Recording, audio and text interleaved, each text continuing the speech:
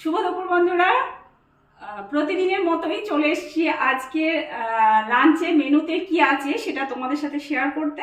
তো চলো দেখাই কি রান্না করেছি আজকে। আজ রবিবার, আমাদের প্রত্যেকেরই একটু কাজ থাকে, তো কাজ করতে গিয়ে একটু দেরিই করে ফেলেছি। তো তারপরেও আমি রান্না করেছি, দেখো যেমন রোজকার মতোই আমি নিয়েছি কাঁচা লঙ্কা, শসা, আর এখানে করেছি ডিমের শাক দিয়ে আলু ভাজা, আর একটুখানি আলু আর বড়ি টমেটো দিয়ে পোস্ত, আর তার সাথে চন্দ্রমুখী আলু নিয়েছি এখানে 2 পিস, আর তার সাথে 1 বাটি চিকেন কষা। এই থালাটা কিন্তু আমার নয়, এটা আমার হাজবেন্ডের, কারণ চিকেন আমি এতটা খেতে ভালোবাসি না, ঠিক আছে, চিকেন আমি খুব কম খাই।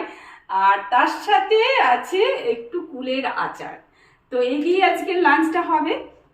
তো চলো তার আগে দেখাই আমি মানে চিকেন জাস্ট 2 পিস নিয়েছি, আর তার সাথে 2টো আলু।